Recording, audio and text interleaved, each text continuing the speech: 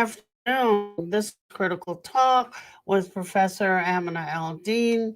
And today I would just like to talk about something that's on all of our minds, but we show it, we talk about it to our close friends, but we don't really talk about it. And that is our mental health, especially during this pandemic. I would venture to say that our mental health is critical when there's no pandemic. But since we're in the midst of one, that's irrelevant.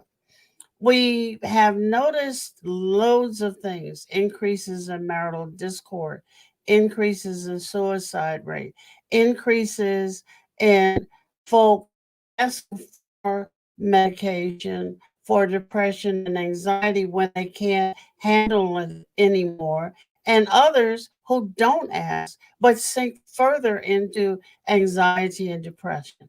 All of us are paranoid, but some of that is good, reasonable paranoia, and others of it is not. We need to come to talk, and we need to talk about our spiritual dislocation in addition to all of the other things that are happening around us and are real causes for anxiety and depression. So today I have with me Dr. Syed, who obtained her doctorate from the Texas School of Professional Psychology in Dallas. Her doctoral research studied the attitudes among Muslim Americans towards psychotherapy. That must have been a real winner. And the remains and this remains an area of interest. She worked at the Khalil Center. She's been there since 2014. Her work primarily has been with individual adults, couples, and adolescents, dealing with the variety of mental health concerns that we all have, such as depression, anxiety, bereavement, especially bereavement during this time of COVID, marital discord, adjustment, infertility, addictions, surviving abuse, and many other issues, all of which I can't cover today, but I'm going to ask Dr. Saeed to entertain my inquiring minds want to know attitude at another later time. Welcome, Dr. Saeed. Thank you for having me. It's an honor. Oh no, the honor is all mine, and I had to make a decision as to whether I wanted to do a public like version of a therapy session for myself who's going crazy, or if I wanted to just sit back and see if we can't make um our way through this. So my first question is Mhm. uh the importance of therapy. I think in all of the ethnic groups that make up a large Muslim community, an exceptionally diverse one, everybody runs from therapy. Yeah. You know, therapy is for white men and women who have loads of money and can spend $150 an hour laying on somebody's couch who's ignoring them, like in TV. Talk about the importance of therapy. Why is it important? You really hit the nail on the head when you said that. I have so many clients who come to me with the feeling of shame for being there, Yeah. that this is not for us. We don't do this in our culture. Muslims don't do this. Nobody in my family's ever done this. I'm hiding this from my spouse, from my parents, from my kids. Because exactly what you said, that this is a white thing, this is a Western thing, this is Right. something, a rich people problem. Yeah. You're supposed to pray, you're supposed to turn to your family, you're supposed to work hard, and things should be fine. And everybody gets down sometimes, you shouldn't need therapy. I'll admit that I'm biased, but I genuinely believe that therapy can be of benefit to anyone. I don't think you need to have a mental health problem or be in the middle of, grief or a specific traumatic incident or anything like that to benefit from therapy. Right. Therapy is important because the purpose is to help an individual gain insight, learn to make confident decisions, learn to feel good about themselves, and understand what they've been through so that they don't continue to make the mistakes that hurt them. Hmm. Well, given that, so therapy can be just I've got this person to talk to who's not a relative because if you have a problem, the last person you want to go to is somebody in your family because then it's a whole bunch of other drama that you may not want to deal with. Prayer, I think, is good, but prayer doesn't answer you back in the way that a therapist does. Okay, and, Prayer and and, therapy are different things. huh? Prayer and therapy are not, they're the different things. One Exactly, they're replace the not other. competition. Right. You know, um, so I think that in culturally, it has said that uh, if there's something wrong with you, is it in the genes? And if it's in your genes, then it must be in my genes. And are we putting together a whole family line of people who are borderline all the time, and one thing can knock them over? And I know, for example, that Muslim families that have kids who have mental distress, in addition to perhaps mental illness, uh, will hide that kid so other kids in the family can get married. Because there is an association. Well, if one has it, then everybody in that family must have it. And oh my God, I can't. You can't say at work that I'm having mental issues. It's only been recently that there's something called a mental health day. I need to take a mental health day. And it could be the rest of you all get on my nerves so bad. I just need a break. You're absolutely right. And the stigma goes so far that when you think about, for example, language and the language that we use to describe, needing a mental health day, even Yeah. In a lot of the languages that Muslims come from, the cultures that Muslims come from, there aren't even words for these things. Yeah. So, for example, I grew up in an Urdu-speaking family, Right. and it's the word that you would use for somebody unstable, for example, is the same as the word for crazy. There's only one word. Yeah. Otherwise, we use the English terms. Yeah. So I think that really speaks to the lack of understanding that comes in the culture, not necessarily lack of compassion or lack of faith, but understanding that this is not just something that somebody could snap out of, or that they are trying to be this way or they want to be this way, versus the same as there is really for any physical medical condition, that it's something that's beyond you and it can be controlled. And yes, it's from Allah, but we also have a responsibility to seek cure and seek treatment and seek knowledge. Absolutely right. So, okay, here I am, Dr. Syed. Crazy as a bed bug. I don't think bed bugs are crazy, but that's just going That's for a it. new term for me. Okay. I know. And I want to know, um, I know you're a doctor, but I need to know, who do I seek? What are the different kinds of professionals out there? Excellent question. First question I get asked most frequently is, what is the difference between a psychiatrist and a psychologist? So I'll start there.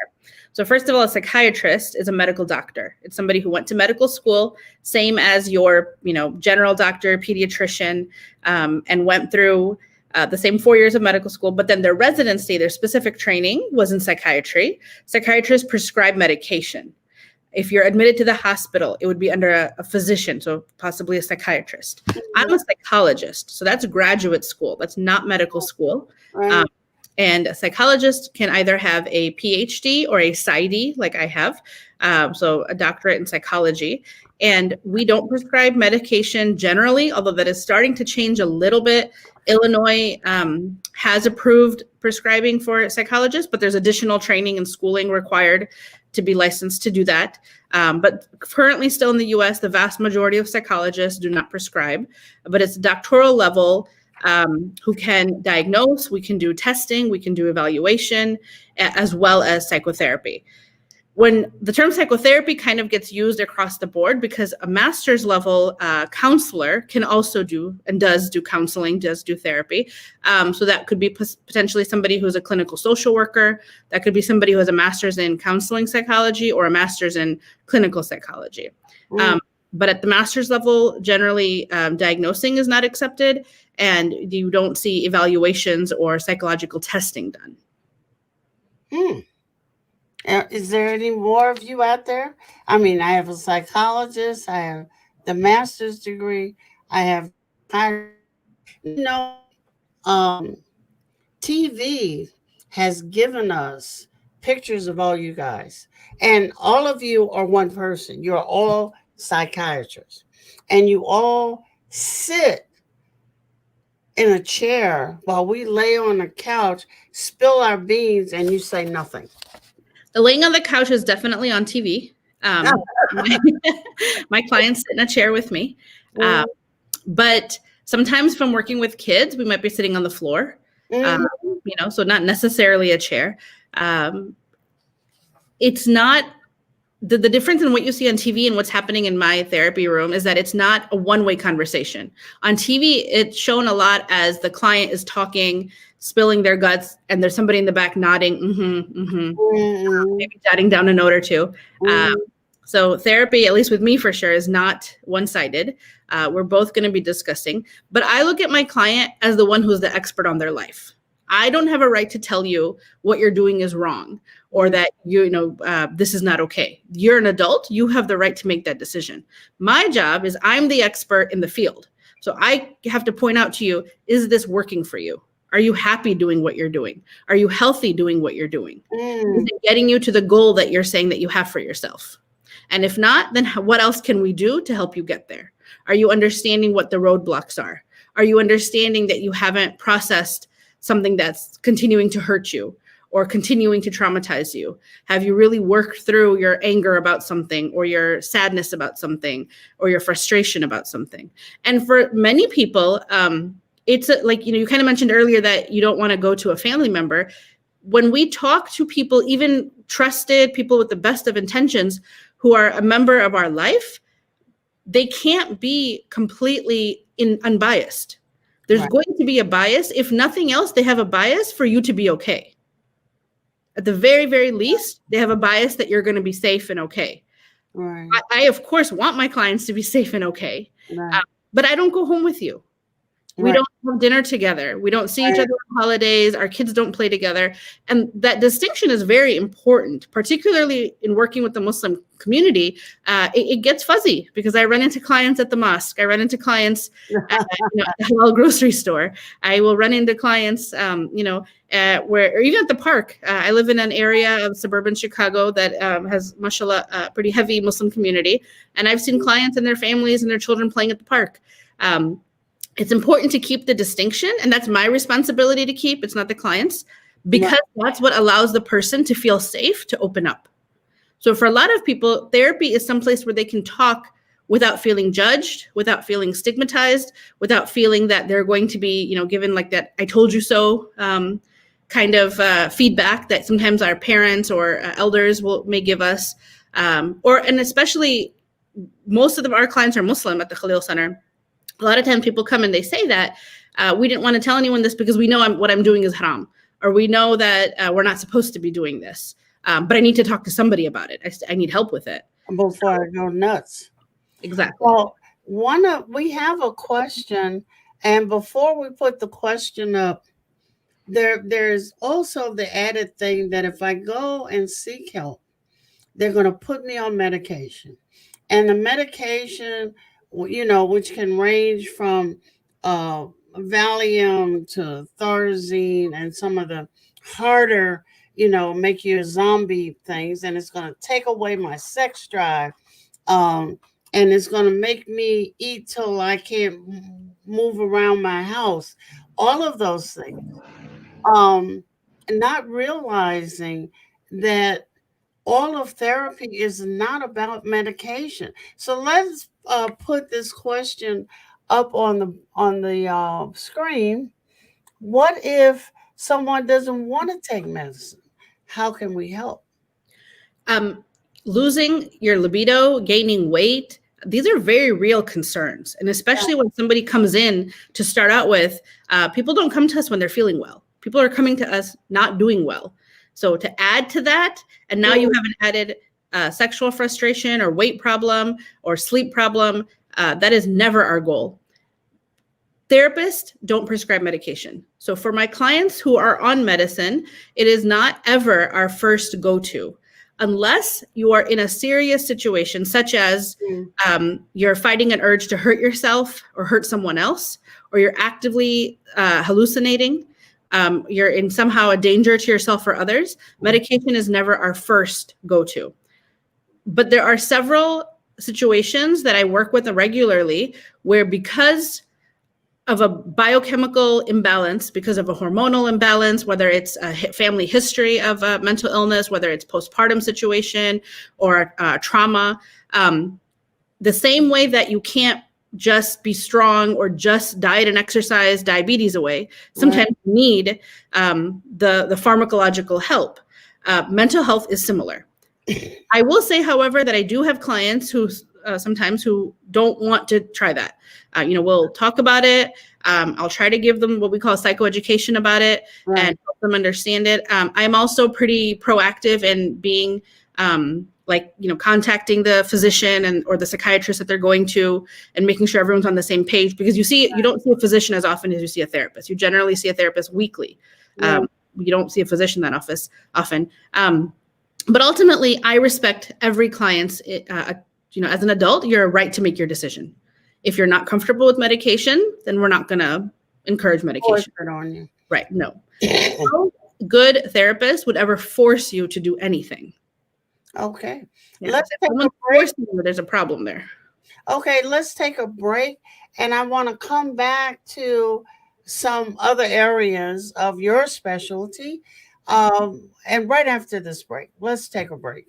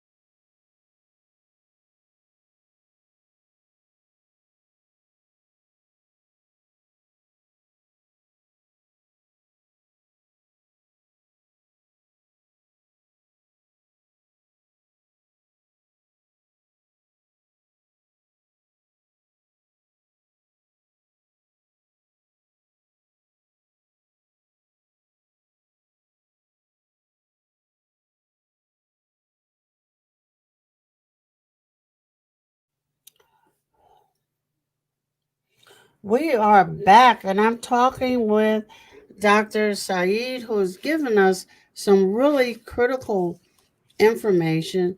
And I want to go to, because like with physical health, everything, the mind does affect the body. And I'm thinking that because of the pandemic, I have more aches and pains than I did before. So I need to shut my mind down and come see you. But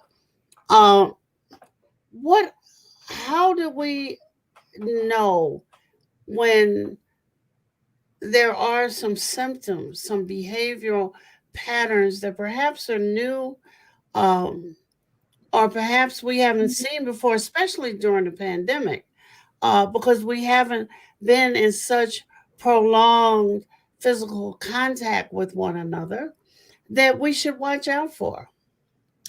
Excellent question again. A lot of times people think depression means you're sad. Depression means you're crying. Yeah. Or that's what the TV says. She's up against the wall, sinking down the side of the wall. Right. But a lot of people will come to find that what they're feeling isn't necessarily sadness. It could be anger. It could be Okay. irritation. It could be frustration.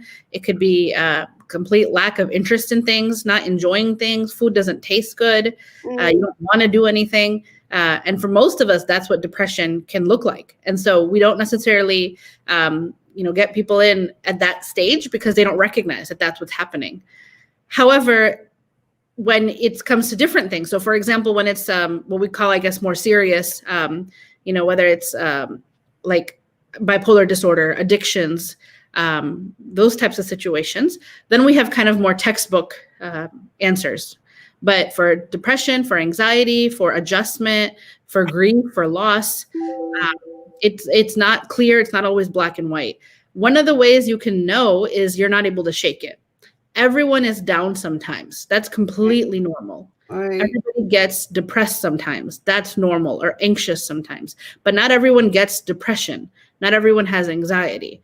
If it's going on and you're not able to shake it, if the things you usually do to cheer yourself up aren't working, if you aren't able to sleep, you're not able to concentrate, you're not in the mood for anything, you're finding yourself irritable, you're finding yourself not wanting to be around people or avoiding situations, or in these days, maybe you're not picking up the phone call, you're not in the mood for the video chat, that kind of thing. You're not taking walks in the neighborhood.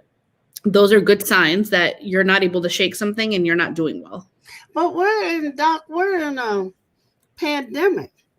I Mm-hmm. can't go to Starbucks freely. I Right. can't go to the library. I can't hang out at my favorite bookstore. I can't. Or at least you shouldn't. Huh? At least you shouldn't. Yeah. And so now I'm thinking, how can I shake it? Because things I've used in the past are not available to me. One of the best ways of helping yourself feel better is regular, moderate exercise. People who exercise That's a regularly. bad word. You're talking to me who sits all day. Bad word, bad word, bad word. Go ahead. Yeah, regular moderate exercise, a brisk walk, is going to work wonders. Helps you sleep better, helps elevate your mood, helps you, kind of get over things sooner. Exercise releases endorphins. Endorphins help us feel happy. It's kind of that simple. But also things, but also things like just being outside. Yeah, Getting fresh air. You're right. You shouldn't be. I hope people are taking the precautions they need to be taking. We shouldn't be going to, our favorite stores and just hanging out the way we used to, or going to Starbucks the way we did. We need to go through the drive-through and get it quickly and go home and drink it. but I can't go through the drive through the Marshalls. Right. My favorite. Right. Well, which is very real because a lot of people, that is kind of how we would, do something Right. to put ourselves up. Retail therapy is a thing. Exactly. Yeah. And now Marshall's is open, you can go, but it really needs to be, you need to be in and out. You need to do some Exactly. I've quickly. saved so much money. It is a new depression and anxiety. But we saw this at the beginning of the pandemic that Right. people were suddenly cooking more, they were baking more. People And were. we gain weight more. We have, but these were ways of people coping. These are things that made people feel good. We learned family recipes. I Right. would see ads on Facebook all the time for board games. I heard puzzles sold out on Amazon. How about that? Yeah. Yeah. Books, things like that. So there's only so much Netflix you can watch, although that can also be a way of coping. There's nothing wrong with, watching a funny show, especially a funny show or something that kind of like removes you from your reality for a little bit. But there's only so much television we can watch. And especially for those of us who may not live with family or may not have a lot of family, that you can see easily. Like if you have to travel, that's not advised right now. Things like calling regularly, video chatting regularly are important. It may not feel important. So I've had people say, I'm not really a talker. I don't call people much. Well, you didn't need to before because you could see them and visit them. It's kind of more important now. In the beginning of the pandemic, we really advised all of our clients to do a couple small things that made a big difference. So keep your hygiene routine the same. Even though you're not leaving your home, take a shower every day, change your clothes every day. Don't stay in your pajamas all day. You're kidding. I'm in my pajamas. You can't see them, but they're there. Yeah. But at least change your clothes from what you're sleeping in. Right. I'm wondering, how does all of this work when people are in such tight spaces. And I mean, all of a sudden, 2,500-foot houses become Yeah. 800 feet, Yeah. and your spouse is not the person you thought he or she was. And the kids are getting on my nerves because every 5 minutes something's wrong with the remote learning, or if they're doing hybrid, it's which day is this? And the refrigerator has become the stop, both for kids. My grocery bills are going out of the window. I mean, I'm buying food at rates I've never seen before. How do I handle all of this? So it's kind of it's a double-edged sword there. On the one end, we want to encourage people to have routine and have structure and have some sort of schedule to their day, because when it's wide open and we're just home all the time and there's nothing going on, there's nowhere to be and nothing to do, that can increase the feelings of being overwhelmed and frustrated and increase irritability with one another. At the Mm, same time, we encourage people to give yourself some grace, to have some patience with yourself, that you can have the schedule and you can have the routine, but we plan and Allah plans and he's the better planner. Things yeah, don't always come out the way we plan. So to be able to have that grace for yourself that, okay, this is what we were supposed to do. We were supposed to finish this chapter, or I was supposed to cook this, or I was supposed to clean this, or I was supposed to get this project done for work. You do the best you can. And constantly, there's been a lot of, I've seen it on TV commercials, hopefully there's more talk about it, that nobody is doing their best right now. No one's best is currently existing. Some people yeah, are thriving, yeah, but no one's doing their best because it's not possible. This is a time where all of us we don't know what's coming. There's a lot of unknown. There's a lot of fear, and there's a lot of frustration. Everyone is overwhelmed. Financial problems are at an all-time high right now. We know so many people who are currently unemployed and not able to take care of their financial needs. Marital problems you mentioned. Primarily, my work at the Khalil Center is marital. I work a lot with a lot of Muslim couples. Mm. We have a huge waiting list right now, which I've never seen in the Oh, years. so I can go back to school and get a job, huh? Again. So, we all deserve and we want our family to be our support, but your support themselves need support. So we can't be there for each other 24/7. And we need to be able to recognize that we need to take breaks. We need to be able to breathe. We need to be able to have some space. Anyone who has outdoor space until the weather holds, I encourage people to walk outside. Even if you're just sitting outside, get fresh air, wave to the neighbor across the street, but get out of your home. Don't stay inside your home all day. Don't sit in front of a TV or a computer screen all day long. Walk, be active, get out. When the weather wasn't good, or if it's raining or that kind of thing, then we have to adjust and we have to do what we can and try to, in whatever space we have, but change things up. I like that. And that distancing sometimes might even help us spouses give each other space. Mm-hmm. You can't dump the kids anywhere. So maybe you can just get a little space from them, or Sure. let them go out in the backyard if you have a backyard, Right. to get a little space from you, perhaps. But how do we distinguish between what is now a normal frustration, depression, anxiety, because we are in a pandemic, and what needs therapy? Again, I'm biased, but I really do believe anybody could benefit from therapy. Okay. So the biggest thing I would say would be when you can't necessarily control it anymore. So you can have a bad day and know how to shake it off when you need to. Okay. You can let yourself have some time and, have some ice cream or watch a show or do something that feels good to you, and then feel a little bit better. Take a bath, take a shower, those types of things, the self-indulgence type of things, self-care things that are very important for all of us to do. Right. But when that's not working anymore, when that's not doing it, or you're starting to dread seeing your family members, you're dreading turning on the computer, you're dreading the work that's waiting for you, that's kind of a sign that this isn't going well, and it might help to talk to someone. So Hmm. I'm trying to think of all the scenarios I've heard lately, and you're right. Television is not the place to get mental or physical health advice. People are taking their cues from, oh, if your leg shakes, you got this.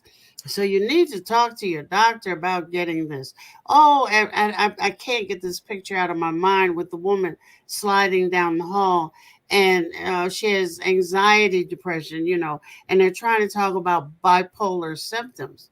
And the anxiety part is she's running around doing stuff and everything is on the floor. The depression part is her sliding down the wall. And I'm saying, oh my goodness, that's a horrible Yeah. representation of what bipolar is. So I want to a little bit, and I think we will take a break, and I want to come back and dig into signs and symptoms when we absolutely know that our spouses or our children must go to you. Thank you.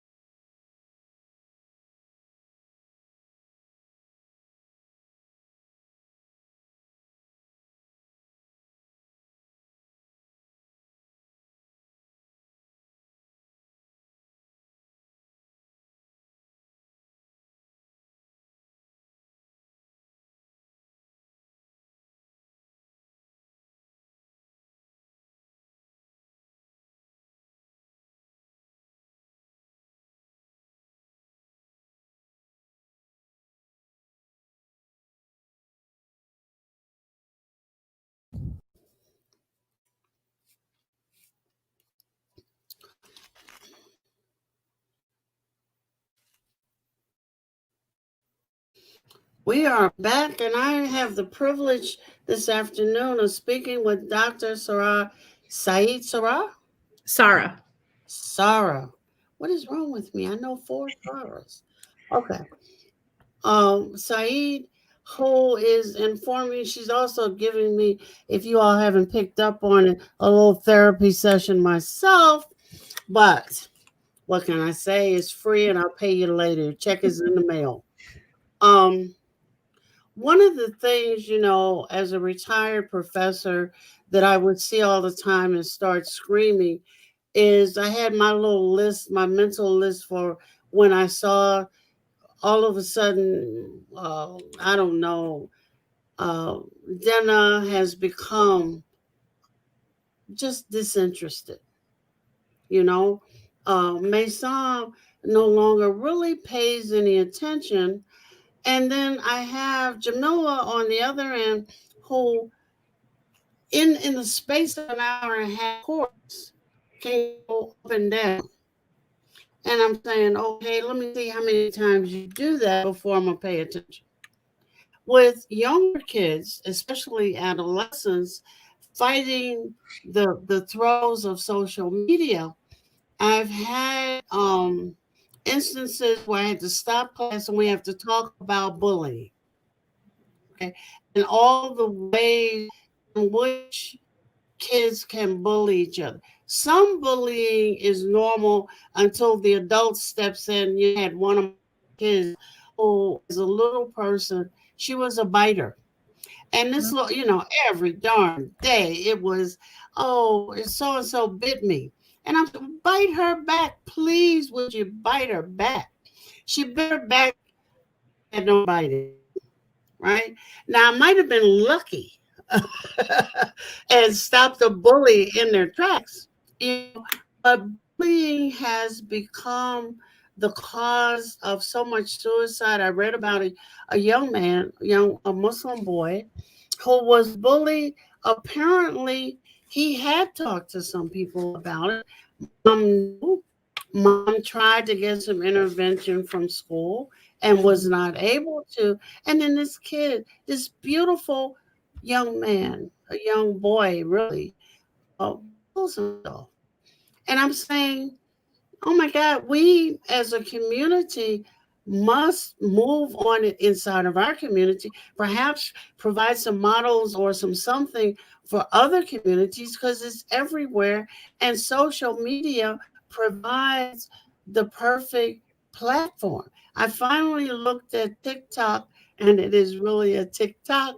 And I'm saying, what would make you, why is narcissism the rule of the day? And somebody says, "Oh, couldn't you do your hair better?" Or "Your body doesn't look that great to me," then you're in this perpetual funk. What the hell's going on, Doc? You bring up a lot of really relevant and important points right now. Suicide in younger people is a growing problem. Rates in this country are higher than any of us realize.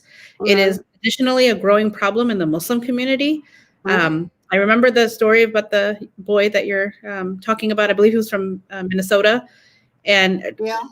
tragic story. And then at the same time, the social media aspect that you bring up about how much kids are influenced by their friends or by the likes that they get or by the comments that they're getting. And in new ways, I mean, a lot of this stuff is being studied right now. We're still kind of understanding this because it's a phenomenon that while kids have always been affected by their peers and kids have always been pressurized by their peers, not the way they are today. And, I think it was like maybe a week or two ago, I read something about something called the Benadryl challenge on TikTok. And I haven't been on the site myself yet either, but it's, and I was talking to my siblings about it. We're all adults now and we're thinking like, would we have done that? Like, would we ever have taken Benadryl until we got high? Like, how is it possible that this generation of teenagers can think that that's a funny thing to do?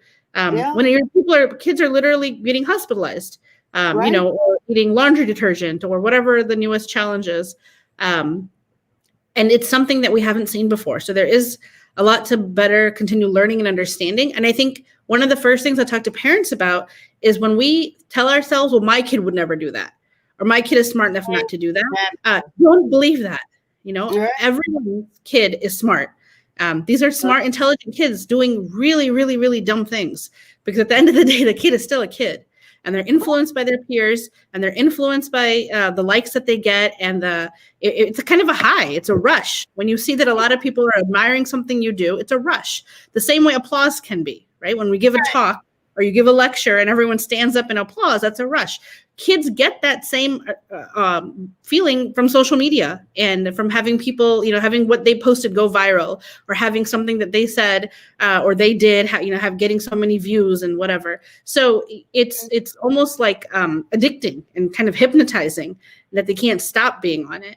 At the same time, we don't talk enough about how important it is to learn how to be on there. The same way that when our kids are, first, second grade, we teach stranger danger, and we teach kids how to talk to strangers and who it's, okay to talk to or accept something from. Schools and organizations are getting better about teaching, especially young kids, things like healthy touch and who it's okay to touch you, and not to ever be alone with somebody that you don't feel comfortable with, and to be letting your parents know, or someone trusted like a teacher or a counselor, know what's going on. We need to have more education about social media and healthy social media use and safe social media use. And parents need to be much more involved. Things like kids having their phones at night, kids not having access to your kids' social media, or not having their passwords. And parents will talk about, well, I don't want to be snooping, or I want them to have their privacy. And I respect that. I do. And that's important. I don't know. How is a kid who doesn't pay any bills, doesn't live anywhere, can't vote, get to have privacy? Because we all deserve to feel safe, and privacy helps us feel safe. When we don't have a door in our room. How young you are. I'm sorry? I can tell how young you are. I mean, as long as I'm paying your bills, as much as I want to know about you, I'm gonna know.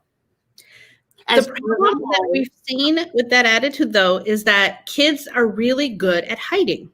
Yeah, So when you have parents who are like, I have to know everything and yeah, you don't get to have anything private, we learn how to hide it. yeah. And what happens then is these dangerous things come out. Mm, Versus we're talking about it, we're being open about it. I'm sorry? feel bad. I didn't even let my grandkids have smartphones. I mean, those that are old enough to have them until they were ready for high school. And we went through long conversations. But I see kids around me who have smartphones and they're 9 years old. Hmm. And I'm saying, what bill do you pay? What are you looking at? And I mean, I can understand that it's a different time. And I also understand the other side. Now, while I would say I'm going to know everything about you, I never invaded my kids' privacy. Right. I'm not going to go digging through your drawers, in your chest of drawers, unless I see some behavior that puts my antenna up. And that's the difference. Mm. That's exactly the difference because it's one thing to need to know what's going on. It's very different to be going through drawers or reading your kid's diary, that kind of a thing. Right. And sometimes it feels like you might be doing something wrong, but if your antenna is up, it's up for a reason. And at that point, you need to know what's happening because you can't help if you don't know what's happening.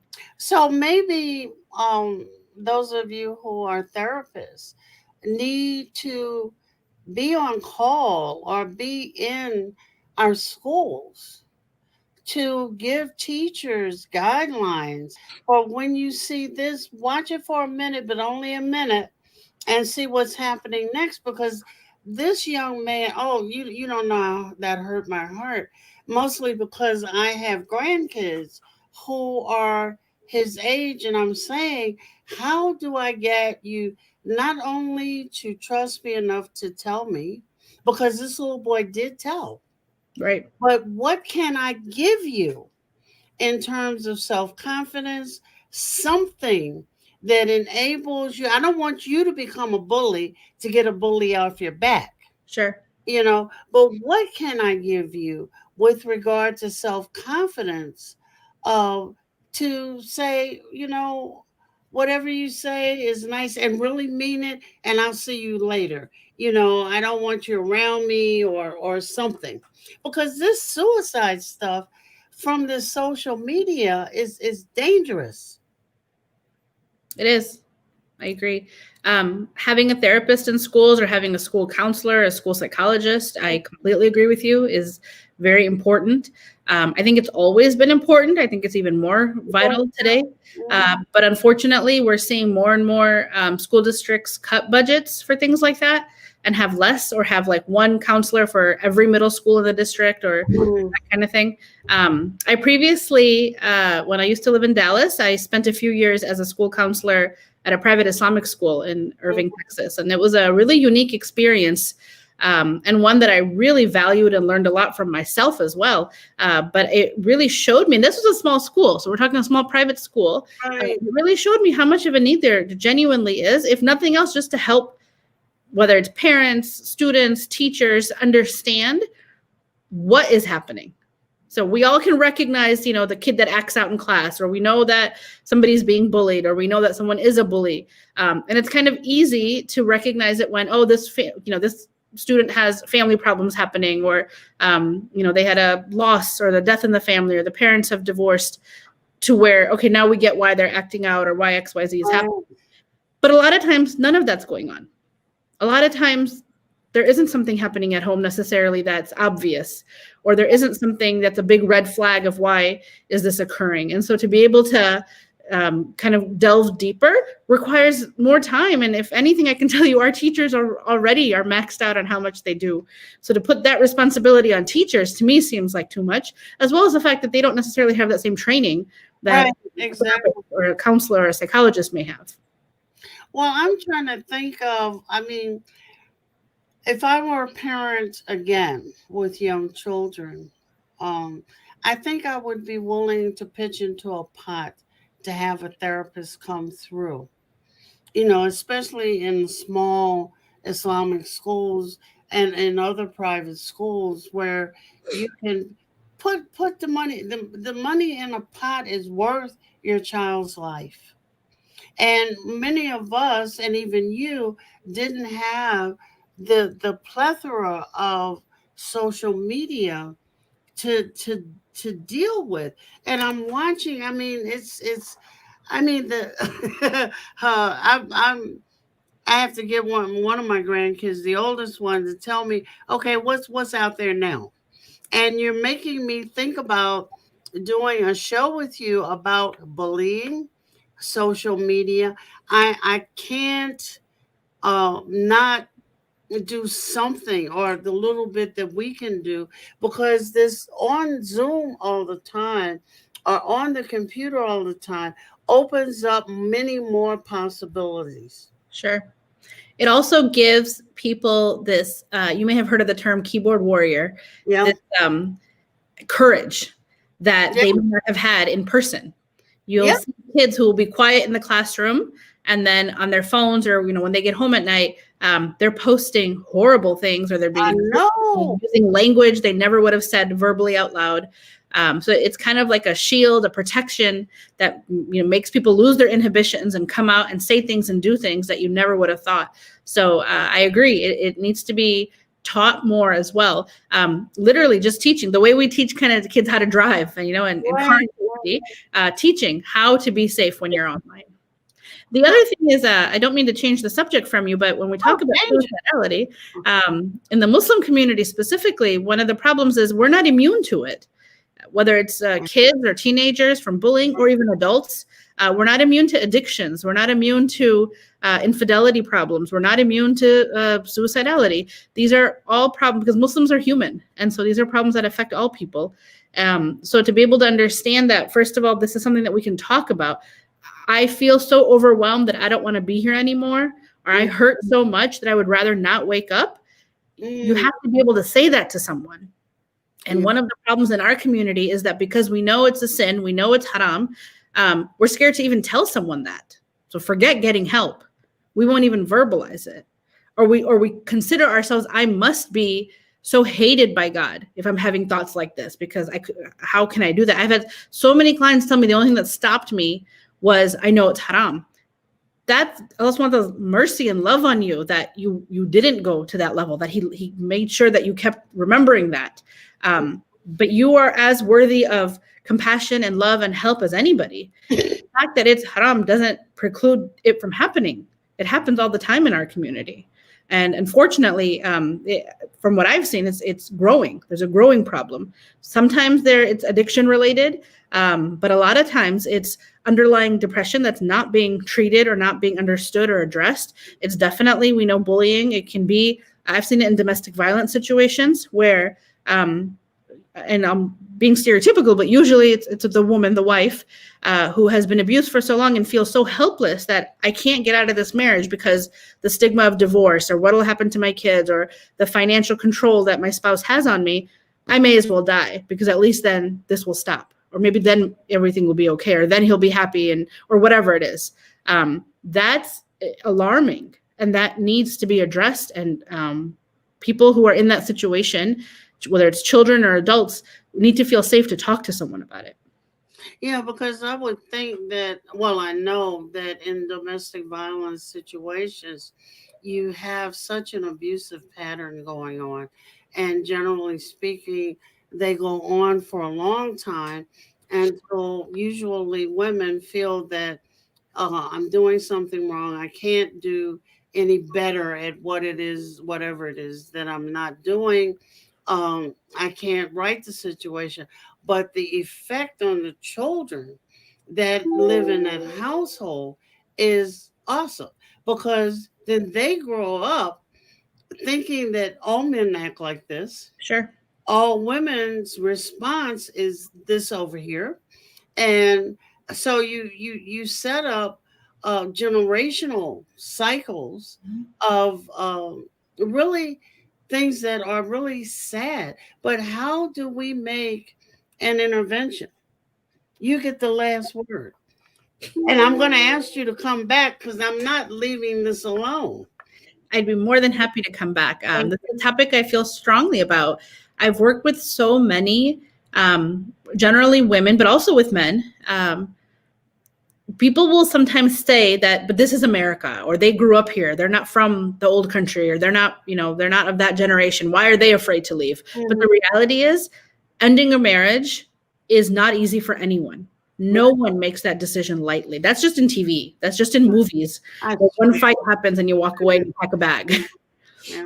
In real life, people learn to live with infidelity. People learn to live with financial abuse, emotional abuse. People learn to live with being unhappy and not being compatible, and find their happiness in other things. But when it comes to domestic violence, because of those really strong stigmas and fears and isolation, it's in our community, it's compounded with a lack of knowledge, incorrect knowledge, belief that Allah subhanahu wa ta'ala is going to be, that you're upsetting God by ending your marriage, that you're committing a sin by leaving an abusive relationship. These are the things we work with, Dr. Aldine, and it's people who are born and raised here. It's people who are educated. It's people who have, jobs and careers and families, and you would think, but you have all this support, you have money, like why are you thinking like this, or why do you do this? But it's so ingrained in our community, it's so ingrained in our culture, that it's still a very big problem. Well, what I'm going to do is we're going to end now, only temporarily, because we're going to come back and I'm going to ask you to think about interventions, and we're going to talk those interventions down, until we can come up with something that makes people feel more comfortable. I know you all have waiting lists, and that's the folks who've been driven to the brink. But I would like to see waiting lists of people who are not yet at the brink and want to talk through stuff. Mm-hmm. Okay. I can't thank you enough, Dr. Syed, and I will harass you some more in the future. I look forward to it, inshallah. Oh, this has been great, and we will be back at this shortly. Thank you. This is Critical Talk with Professor Amna Aldine, and I have had a wonderful 50 some odd minutes talking with Dr. Syed and getting my own therapy session for free, and we will end here. Thank you.